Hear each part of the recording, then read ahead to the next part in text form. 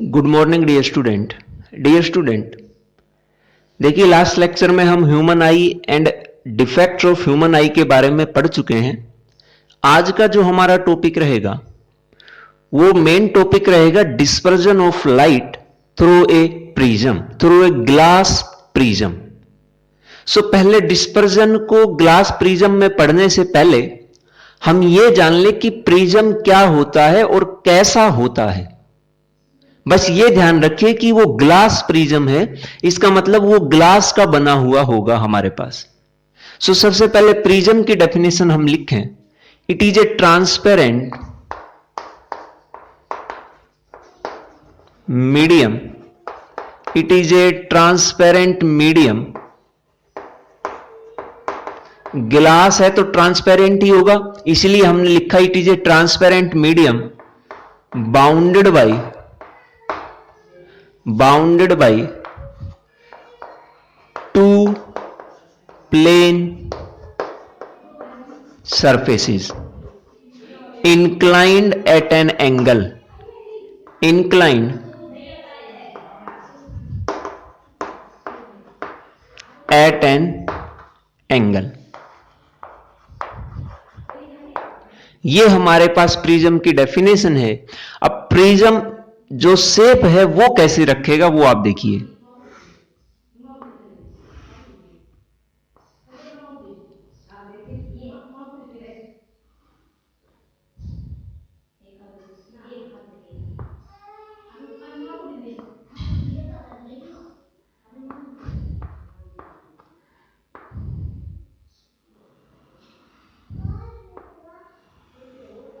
ये जो हमारे पास बना, ये शेप प्रिज्म की शेप होती है। ग्लास प्रिज्म कुछ इस तरह से हमारे पास होता है और ये प्रिज्म ग्लास का है। ग्लास प्रिज्म हम इसका नाम दे रहे हैं तो आपको पता है कि ग्लास ट्रांसपेरेंट होता है, इसीलिए हमने कहा कि it is a transparent medium bounded by two plane surfaces.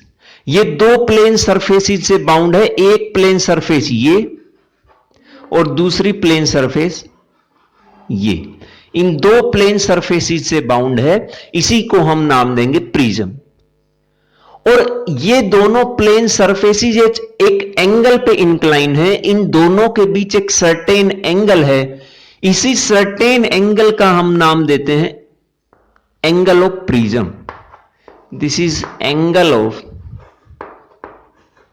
Prism.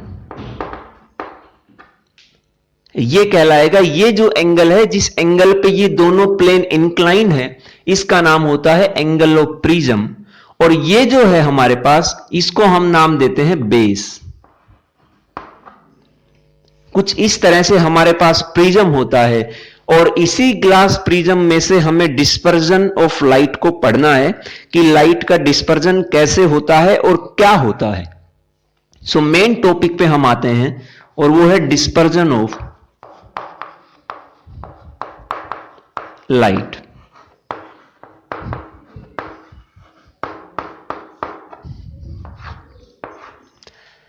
So dispersion of light क्या होता है, अब आप देखिए भाई। यहां पे ये दो प्लेन रिफ्रैक्टिंग सरफेसेस हैं हमारे पास। First plane surface, second plane refracting surface. Refracting इसलिए बोल रहे हैं क्योंकि इस प्लेन सरफेस के अंदर जो है मीडियम ग्लास है और इन प्लेन सरफेसेस के बाहर मीडियम वैक्यूम हम मान के चलेंगे। तो लाइट जो है जब वैक्यूम से ग्लास में जाएगी तो मीडियम चेंज हो रहा है, और मीडियम जब चेंज होता है लाइट के साथ तो हम उसका नाम रिफ्रैक्शन बोलते हैं। इसीलिए हमने इसका नाम दिया रिफ्रैक्टिंग प्लेन सरफेसेस, और ये भी बनेगी रिफ्रैक्टिंग प्लेन सरफेसेस। लेकिन रिफ्रैक्शन हम पढ़ चुके हैं कि रिफ्रैक्शन में लाइट बेंड होती है away from normal towards normal. So वो चीजें हम यहां नहीं पढ़ेंगे। यहां मेनली हम पढ़ेंगे एक नया फिनोमिना होगा और उसका नाम है डिस्पर्जन ऑफ लाइट। मेनली हम इस पे कंसंट्रेट करेंगे कि डिस्पर्जन ऑफ लाइट क्या होता है। सो देखिए पहले इसकी डेफिनेशन लिखें। व्हेन और dispersion of light, it is the phenomena of It is the phenomena of splitting of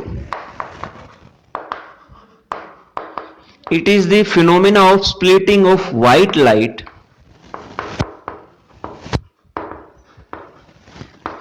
light into 7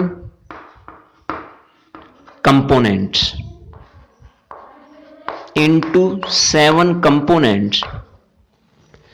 और यही phenomena, it is the phenomena of splitting of white light into 7 components when white light incident on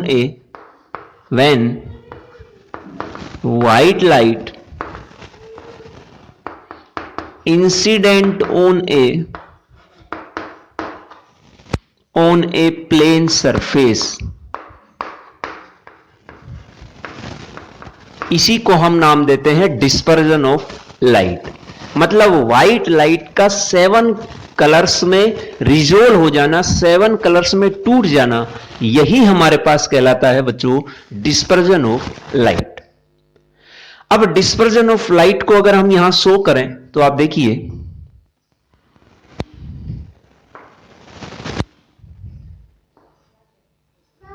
ये हमने एक prism ले लिया है, इसका नाम ABC. हम सिर्फ ये फेस दिखाएंगे, ये पूरा दिखाने की जरूरत नहीं है. आप समझ जाएंगे कि एक प्लेन सरफेस ये है, सेकंड प्लेन सरफेस ये है. इस फर्स्ट प्लेन सरफेस पे जब व्हाइट लाइट जाएगी तो देखिए, ये व्हाइट लाइट यहां से जा रही है और ये व्हाइट लाइट अभी वैक्यूम में है. ये वैक्यूम है हमारे पास और ये ग्लास है, प्रिज्म ग्लास का बना हुआ है. जैसे ही व्हाइट लाइट इस फर्स्ट प्लेन सरफेस को क्रॉस करेगी, ये केवल एक सिंगल लाइट नहीं रहेगी, ये 7 कंपोनेंट्स में रिजोल्व हो जाएगी. अब तक जो केवल व्हाइट लाइट थी वो 7 कलर्स में रिजोल्व होगी. सो यहां पे जो 7 कलर्स आएंगे वो आएंगे, देखिए,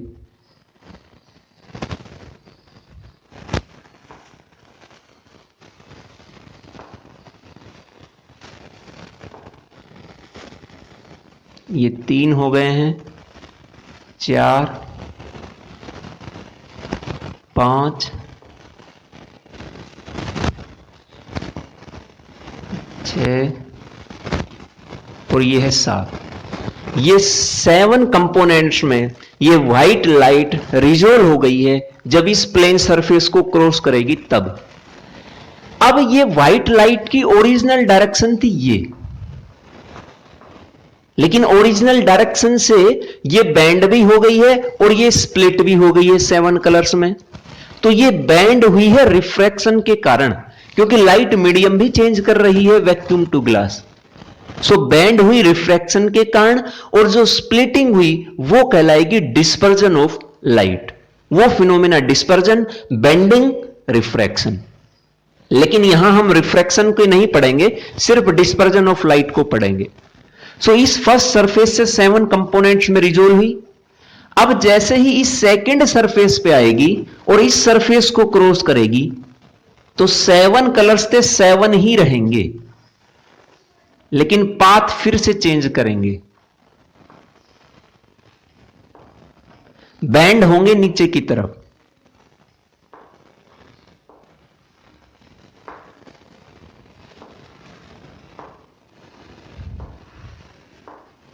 कुछ इस तरह से ये 7 कंपोनेंट्स हमें यहां मिलेंगे.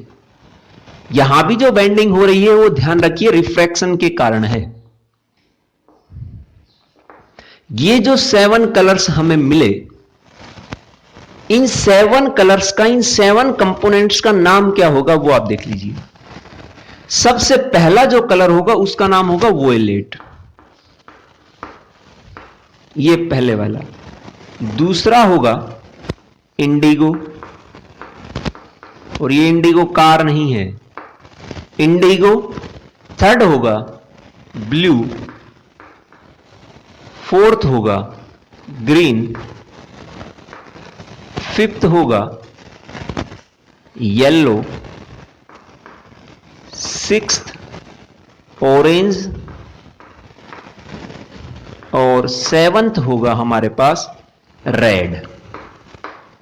ये 7 कलर्स हमें यहां मिलेंगे एक सिंगल व्हाइट लाइट से जब वो प्रिज्म में से पास होगी।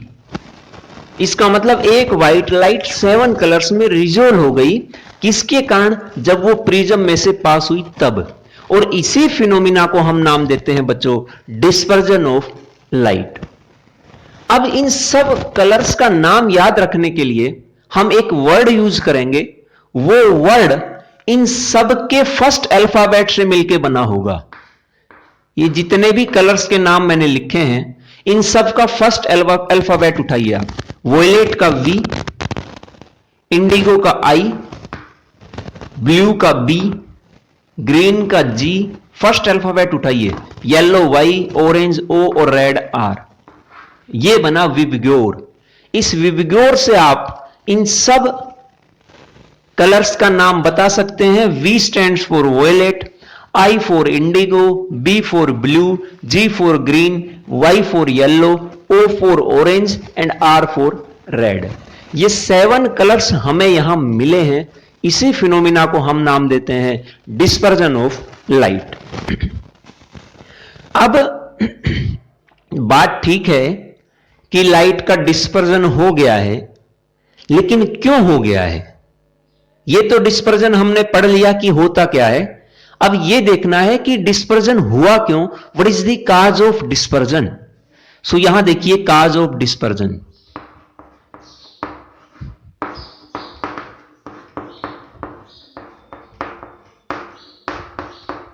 काज ऑफ डिस्पर्जन, यहां सबसे मेन जो काज है डिस्पर्जन का वो मैं लिख रहा हूं, चलो आप उसके बाद में बात करेंगे। When light travels in, और इसमें यह लिख लीजिए कि भाई जब तक कोई भी कलर उसका वेवलेंथ कितना भी हो, जब तक वो कलर वो रेज वैक्यूम में रहेगी, उन सब रेज की कितने भी रेज हों, उन सब रेज की स्पीड वैक्यूम में सेम रहेगी, चाहे उसका वेवलेंथ ज्यादा हो चाहे कम हो। भाई व्हाइट लाइट है, लाइट एक इलेक्ट्रोमैग्नेटिक वेव है तो उसके साथ वेवलेंथ भी एसोसिएट होगा कि वेव की लंबाई कितनी है, उसको हम वेवलेंथ का नाम देते हैं। अब चाहे कितनी भी लाइट हो हमारे पास, कितने भी वेवलेंथ की हो, अगर वो वैक्यूम में चल रही है तो उन सब लाइट की स्पीड जो रहेगी वो सेम रहेगी। लेकिन जैसे ही वो कलर्स या वो वेवलेंथ, अलग अलग वेवलेंथ की लाइट जब हमारे पास मीडियम में ट्रेवल करेंगी तो उन सब की स्पीड अलग अलग रहेगी। So speed of light in vacuum is same for all wavelength. The speed of light is same for all wavelength. Is same for all wavelength in vacuum. But speed of light is different for different wavelength. For different wavelength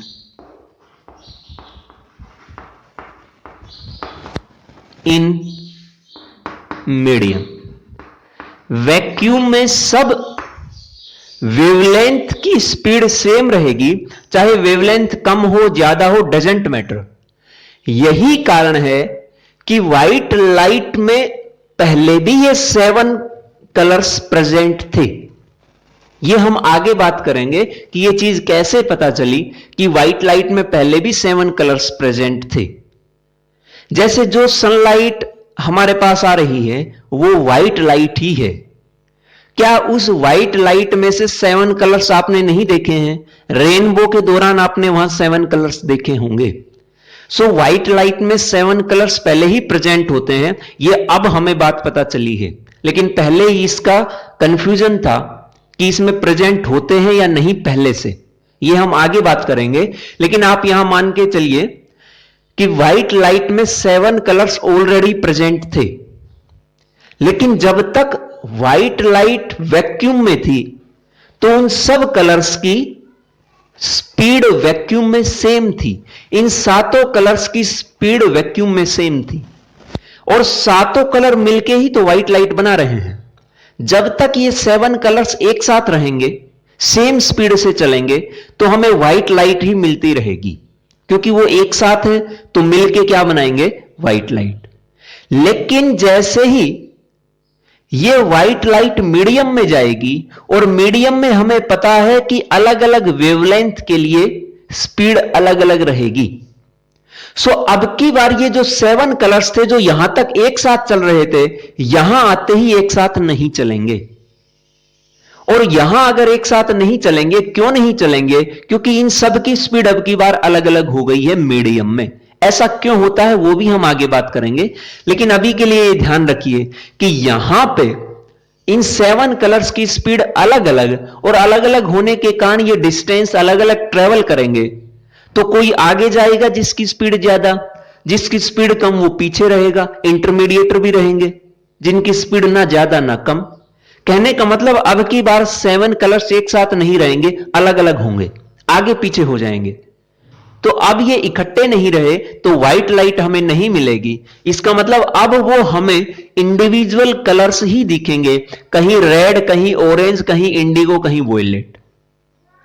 so medium में आते ही white light disperse हो गई है, और जिस medium में white light disperse हो, मतलब जिस मीडियम में व्हाइट लाइट 7 कलर्स में रिजोल्व हो जाए, उस मीडियम का हम नाम देते हैं डिस्पर्सिव मीडियम। सो ये जो ग्लास था, इसमें लाइट 7 कलर्स में रिजोल्व हो गई है, तो हम इसका नाम देंगे डिस्पर्सिव मीडियम।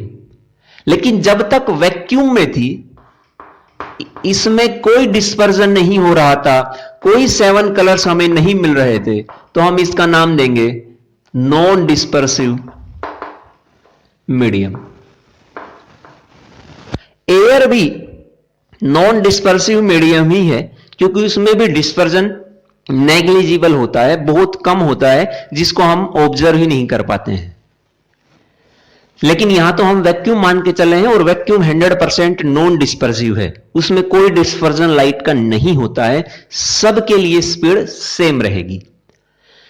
अब यहां डिस्पर्जन हुआ किस कारण से? स्पीड अलग अलग थी सब वेवलेंथ की। भाई रेड का वेवलेंथ अलग होगा, वोयलेट का वेवलेंथ अलग, ग्रीन का अलग, सबका वेवलेंथ अलग अलग होगा। सो सबके वेवलेंथ के लिए स्पीड अलग अलग, और स्पीड अलग अलग तो डिस्पर्जन होगा। लेकिन बात यह आती है कि सब वेवलेंथ के लिए स्पीड अलग अलग क्यों रही? वो इसलिए रही बच्चों, क्योंकि आपको पता है कि जो वेवलेंथ होता है वो रिफ्रैक्टिव इंडेक्स पे भी डिपेंड करता है, और रिफ्रैक्टिव इंडेक्स मीडियम की प्रॉपर्टी होती है। रिफ्रैक्टिव इंडेक्स और वेवलेंथ में आपने रिलेशन पढ़ रखी है, we know that.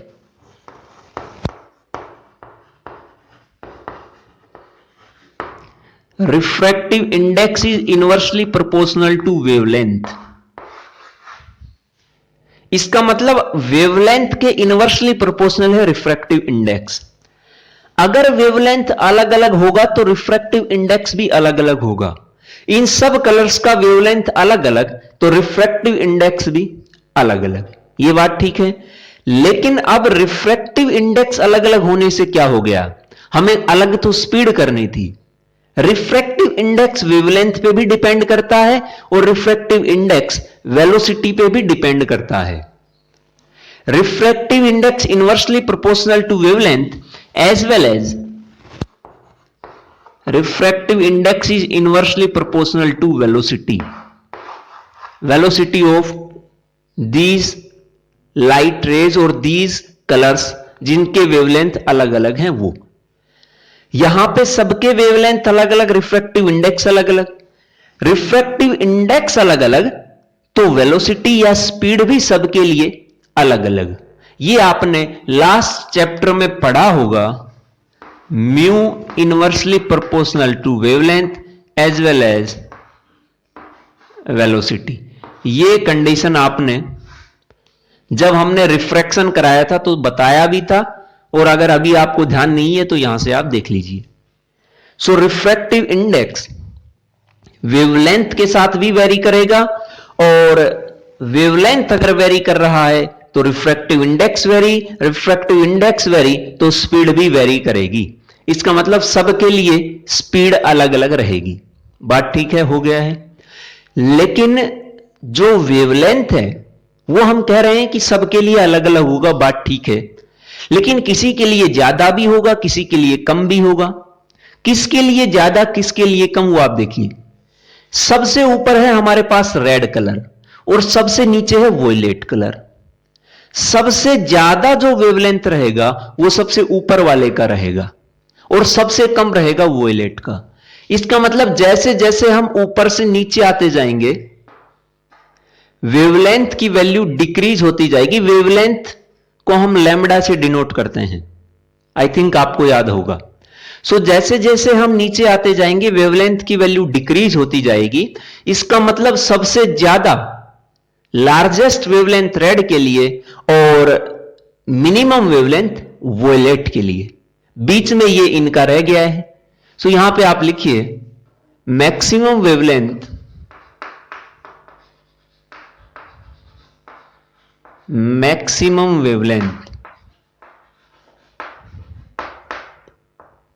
that is for red और मिनिमम वेवलेंथ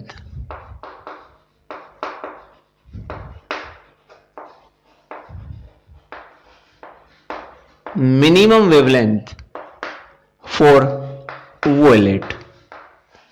ये हमारे पास कंडीशन है। यहां से आप इसको ऐसे लिख लीजिए, lambda r is greater than lambda v. मतलब रेड का वेवलेंथ वोयलेट की वेवलेंथ से बहुत ज्यादा होता है और सब कलर्स में से सबसे ज्यादा रेड का, सबसे कम वोयलेट का। यही कारण है कि वेवलेंथ ज्यादा होने के कारण जो सिग्नल्स होते हैं डेंजर सिग्नल्स, वहां पे हम रेड लाइट यूज करते हैं। उसको हम आगे पढ़ेंगे, लेकिन इसको ध्यान रखने के लिए मैं बता रहा हूं कि जो डेंजर सिग्नल होते हैं वो रेड कलर के होते हैं। क्यों होते हैं? क्योंकि हम उनको ताकि दूर से ही देख सके तो नजदीक ना जाएं, इसीलिए हम रेड कलर यूज करते हैं। और रेड कलर दूर से दिखने का कारण यही है कि उसका वेवलेंथ ज्यादा है। सो सबसे ज्यादा वेवलेंथ रेड का, सबसे कम वेवलेंथ वोयलेट का। अब यहां पे हम बात करें कि भाई जो बेंडिंग हो रही है, ये लाइट बेंड भी कर रही है। देखिए यहां से बेंड हुई, फिर यहां से बेंड हुई। सो यहां पे बेंडिंग सबसे ज्यादा किसकी हो रही है वो हमें देखना है। दूसरा, ये जो रिफ्रैक्टिव इंडेक्स मैंने म्यू से डिनोट कर दिया है ना, इसको आप म्यू से भी कर सकते हो और एन से भी, इसमें कंफ्यूज नहीं होना है। वहां हमने रिफ्रैक्टिव इंडेक्स को एन से डिनोट कराया था, यहां मैंने म्यू लिख दिया है। तो एन और म्यू दोनों सेम चीजें हैं। कहीं आपको एन भी मिल सकता है, कहीं आपको म्यू भी, तो आप कोई सा भी यूज करिए, कोई फर्क नहीं पड़ेगा। सो अब बात आती है कि भाई सबसे ज्यादा बेंडिंग है किसकी। सो बेंडिंग किसकी ज्यादा है? विच कलर बेंड मोर? सबसे ज्यादा कलर कौन बैंड होता है? कौन सा कलर सबसे ज्यादा बैंड होगा? अब यहां पे इस चीज को देखने के लिए आप देखिए, जो डेविएशन है, बेंडिंग मतलब डेविएशन, विच कलर डेविएट्स मोर, ये लिख लीजिए आप। अपने पाथ से सबसे ज्यादा डेविएट्स कौन होता है? Which colour deviate more. So in colours में से सबसे ज्यादा डेविएशन किसका होगा वो आप देखिए। डेविएशन को हम डिनोट करते हैं डेल से, वो बनेगा del. This is the angle of deviation. जितना ज्यादा एंगल उतना ही ज्यादा डेविएशन, जितना कम एंगल उतना ही कम डेविएशन। सो ये angle of deviation, this is the angle of deviation. ये मैं डायरेक्ट लिख रहा हूं यहां से, del equals to mu minus 1 into A, और ये आप +2 में पढ़ेंगे। ये हमारे पास एंगल ऑफ डेविएशन होता है, और इस डेल की वैल्यू आप देखिए, एक तो रिफ्रैक्टिव इंडेक्स और एक ए जो हमने लिखा है उस पर डिपेंड कर रही है। अब आप कहेंगे कि ए क्या आ गया है, म्यू तो रिफ्रैक्टिव इंडेक्स है, इसको ध्यान रखना कभी फिर कंफ्यूज हो। लेकिन ए क्या आ गया है, ए वो एंगल है, this is the angle A. ये जो है ना, इन दो प्लेन सरफेसिस के बीच कितना एंगल है, उस एंगल का नाम है ए। अब ये एंगल ए तो चाहे यहां पे रेड कलर हो, इंडिगो हो, वोयलेट हो, कोई भी कलर हो, ये तो सबके लिए सेम रहेगा।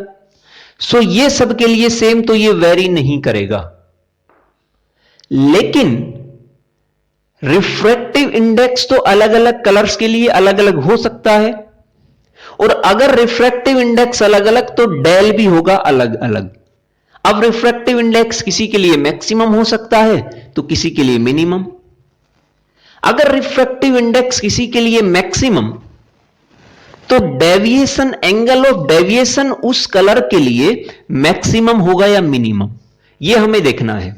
आप देखिए, refractive index directly proportional to del. जो रिफ्रैक्टिव इंडेक्स है वो इस एंगल ऑफ डेविएशन के डायरेक्टली प्रोपोर्शनल है। मतलब अगर रिफ्रैक्टिव इंडेक्स बढ़ेगा तो एंगल ऑफ डेविएशन भी बढ़ेगा, अगर रिफ्रैक्टिव इंडेक्स कम होगा तो एंगल ऑफ डेविएशन भी कम होगा। सो हमें सिर्फ यह पता करना है कि रिफ्रैक्टिव इंडेक्स किसके लिए ज्यादा, तो हम बता पाएंगे कि फिर बेंडिंग भी किसकी ज्यादा और किसकी कम। जिसका रिफ्रैक्टिव इंडेक्स ज्यादा, बेंडिंग भी उसी कलर की, मतलब अपने पाथ से डेविएशन भी सबसे ज्यादा उसी का। ओरिजिनल पाथ ये था, ये ओरिजिनल पाथ था। सो इस ओरिजिनल पाथ से कितना डेविएशन सबसे ज्यादा किसका हो रहा है वो हम देखते हैं। क्या refractive index inversely proportional to wavelength नहीं है? इसका मतलब जिसका वेवलेंथ सबसे ज्यादा, रिफ्रैक्टिव इंडेक्स उसका कम। सबसे ज्यादा वेवलेंथ रेड का वेवलेंथ सबसे ज्यादा, इसका मतलब रिफ्रैक्टिव इंडेक्स, और एन लिख लीजिए चलो अब यहां, रिफ्रैक्टिव इंडेक्स फिर किसका ज्यादा, वोयलेट का, क्योंकि इनवर्सली प्रोपोर्शनल है। जिसका वेवलेंथ ज्यादा उसका रिफ्रैक्टिव इंडेक्स कम, यही तो हमने लिखा है, और जिसका वेवलेंथ कम उसका रिफ्रैक्टिव इंडेक्स ज्यादा, यह भी हमने यहां लिखा है। अब रिफ्रैक्टिव इंडेक्स सबसे ज्यादा वोयलेट का, अगर वोयलेट का रिफ्रैक्टिव इंडेक्स सबसे ज्यादा, del V mu V -1 into A, यह रिफ्रैक्टिव इंडेक्स वोयलेट का सबसे ज्यादा, तो डेविएशन भी सबसे ज्यादा वोयलेट की। सो सबसे ज्यादा डेविएशन होगा वोयलेट का। रेड का रिफ्रैक्टिव इंडेक्स सबसे कम, और अगर रिफ्रैक्टिव इंडेक्स सबसे कम, सो एंगल ऑफ डेविएशन भी सबसे कम। सो यहां से आप लिख सकते हैं मैक्सिमम डेविएशन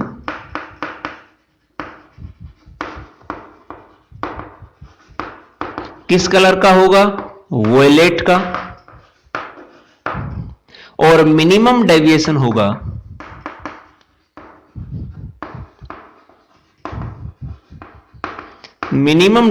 होगा रेड का।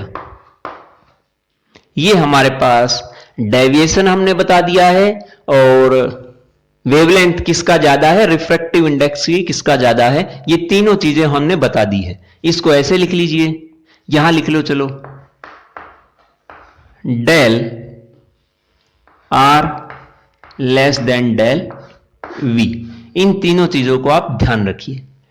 और इसमें बस एक चीज में कंफ्यूज नहीं होना है कि भाई कहीं म्यू है कहीं एन है, ये दोनों चीजें सेम है। मैं फिर से आपको बता रहा हूं, कभी इसमें कंफ्यूज हो कि यहां म्यू था यहां एन लिख दिया है, कोई मैटर नहीं है, दोनों सेम है।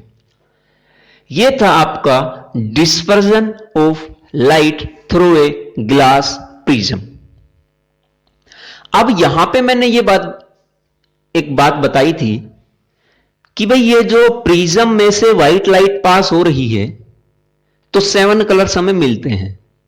अब क्वेश्चन ये आता है कि ये 7 कलर्स पहले से व्हाइट लाइट में प्रेजेंट थे।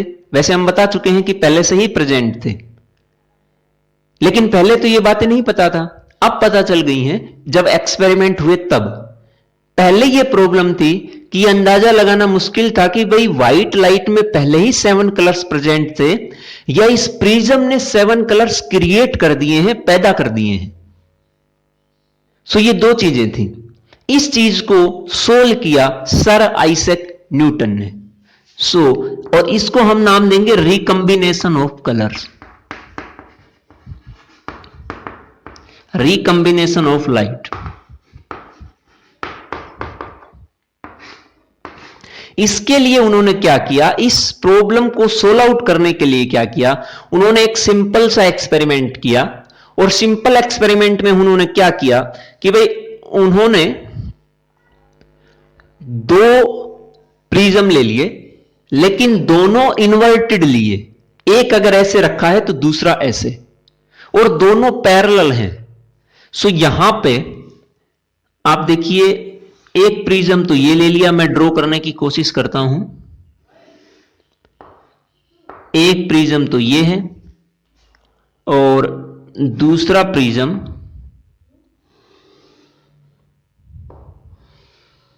ये है। ये 2 प्रिज्म लिए, दोनों पैरेलल हैं। अब यहां से इस प्रिज्म में से व्हाइट लाइट जब पास हो रही थी तो यहां से 2 कलर्स हमें मिल रहे थे। 2 नहीं, सॉरी 7 कलर्स मिल रहे थे। सबसे ऊपर था रेड, सबसे नीचे था वोयलेट।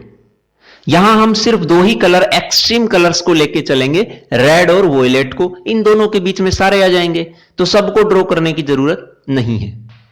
जैसे ही ये कलर यहां जाएंगे, इस सरफेस से आएंगे बाहर, तो ये थोड़ा और बेंड होंगे और ये आ गए हैं कुछ इस तरह से, ये यहां आ गए हैं। अब यहां आके ये जो कलर था ऊपर वाला, ये तो था रेड, और ये था नीचे वाला, सबसे नीचे वोयलेट।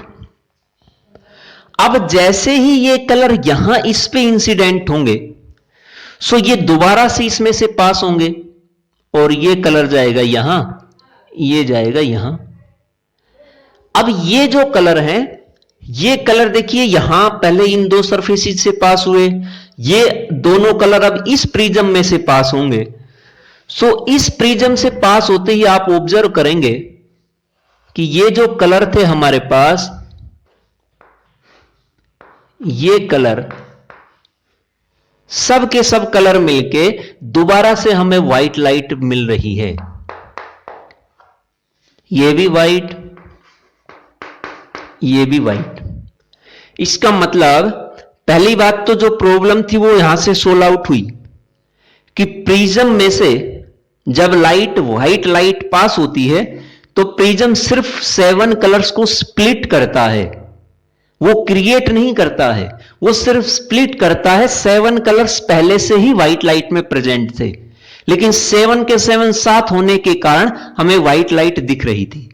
प्रिज्म उनको सिर्फ आगे पीछे कर देता है, जिसके कारण हमें वो अलग अलग दिखने लगते हैं। सो यहां पे वो स्प्लिट कर रहा है, क्रिएट नहीं कर रहा। ये प्रॉब्लम सोल्व आउट हुई। दूसरा, ये जो 7 कलर्स थे, इस फर्स्ट प्रिज्म ने उनको सेपरेट कर दिया। अब सेपरेट कर दिया, इसका मतलब उन सब की स्पीड कम ज्यादा कर दी। एक की स्पीड सबसे ज्यादा, दूसरे की सबसे कम, ऐसे कर दिया। अब जैसे ही वो कलर्स यहां जाएंगे, मान लो इसकी स्पीड सबसे ज्यादा और इसकी सबसे कम। सो जैसे ही वो कलर्स इसमें जाएंगे। सो जिस कलर के लिए स्पीड सबसे ज्यादा थी, ये प्रिज्म उसकी स्पीड कम कर देगा, और जिसके लिए स्पीड कम थी उसके लिए ज्यादा कर देगा। सो ज्यादा वाले की स्पीड कम हो रही है, कम वाले की ज्यादा। तो दोबारा से ये दोनों या 7 के 7 कलर्स के लिए ये कंडीशन होगी। सो उन सब 7 कलर्स की स्पीड फिर से एक बार बराबर होगी कि नहीं? भाई जिनकी ज्यादा थी वो कम हो गई, जिनकी कम थी वो ज्यादा। सो इस प्रिज्म ने फिर से उन सब की स्पीड को इक्वल कर दिया कि नहीं? और अगर स्पीड इक्वल हो गई है तो वो फिर से सातों एक साथ चलेंगे, और सातों एक साथ चलेंगे तो फिर से हमें व्हाइट लाइट मिलेगी। और व्हाइट लाइट अगर हमें मिल गई है तो यही तो कहलाएगा रिकंबिनेशन ऑफ लाइट। यही चीज सर आइजैक न्यूटन ने बताई थी इस सिंपल एक्सपेरिमेंट से। सो ये था हमारे पास डिस्पर्जन ऑफ लाइट। अब इसमें बात ये आती है, और ये एंगल ऑफ डेविएशन है, इसको अगर आप दिखाना चाहें, so this is the angle of deviation. ये रेड के लिए है, और अगर यहां से आप ड्रॉ करेंगे सो ये बनेगा वोयलेट के लिए। सबके लिए आप एंगल ऑफ डेविएशन दिखा सकते हैं। ये मैंने स्टैंडर्ड लिया था, जनरलाइज, ना रेड के लिए ना वोयलेट के लिए, सबके लिए है। अगर आर लिखेंगे तो यहां भी म्यू आर, वी लिखेंगे तो यहां भी म्यू वी। सो ये आपका डिस्पर्जन ऑफ लाइट था। अब लास्ट में मैं एक क्वेश्चन आपके लिए छोड़ के जाता हूं, और उसका आपको आंसर देखना है कि भाई आपने व्हाइट लाइट को एक रेक्टेंगुलर ग्लास स्लैब से भी पास कराया था जब आपने रिफ्रैक्शन पढ़ा था। सो उस रेक्टेंगुलर ग्लास सरफेस में भी दो ही सरफेसेस से लाइट पास हुई थी, कुछ ऐसे था ना।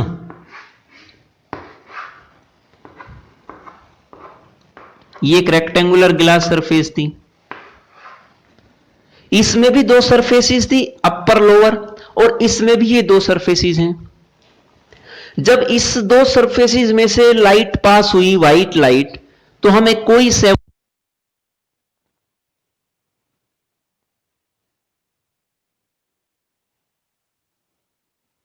कलर्स मिलते हैं।